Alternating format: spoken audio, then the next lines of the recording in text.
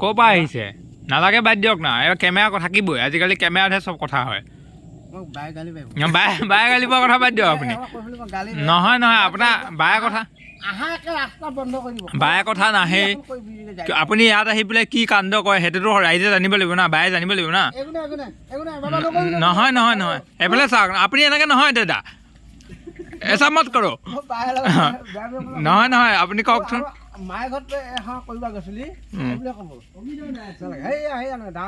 এয়া অমিতা নিয়ে বোলে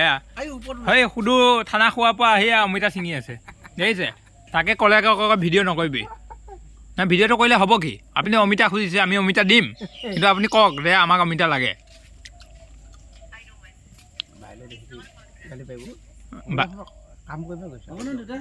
নহয় আপুনি কওকচোন অমিতা মই খুজিছোঁ মোক দিছে জোৱাই অঁ সেয়া কেইটা দিছে ক'ত তিনিটা হয় তিনিটা দি তই কিয় কমাই দিছ তিনিটা দি মানুহটো তিনিটা আশা কৰিছে এয়া এইটো সৌ এয়া দি দিছে এয়া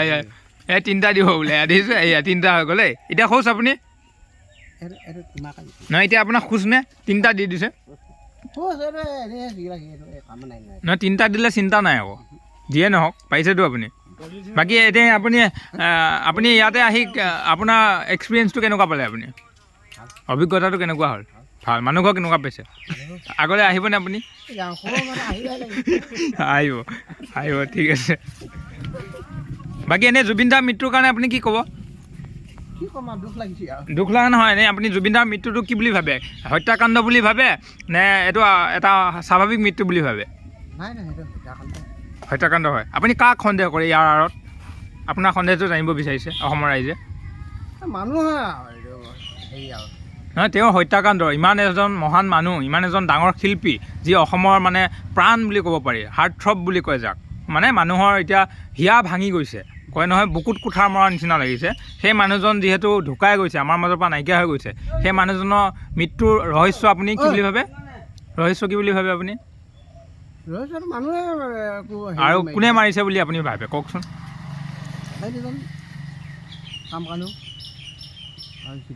সিদ্ধাৰ্থ এওঁলোকে শেষ কৰি পেলালে আমাৰ জুবিনক এতিয়া তেওঁলোকক আমি কি শাস্তি দিয়াটো আপুনি উচিত বুলি ভাবে ফাঁচি দিয়া আপুনি ফাঁচি বিচাৰিছে সেয়া শুনিছে ৰাইজ অসমৰ প্ৰত্যেক জনসাধাৰণে জুবিনৰ মৃত্যুৰ আঁৰত যিসকল দোষী তেওঁলোকক ফাঁচি দাবী কৰিছে তো তেওঁলোকক জেল নহয় জেল দিলেতো সেই জেলত গৈ ধুনীয়াকৈ থাকিব VIP ট্ৰিটমেণ্ট পাব সেইকাৰণে অসমৰ ৰাইজৰ দাবী তেওঁলোকক ফাঁচি দিব লাগে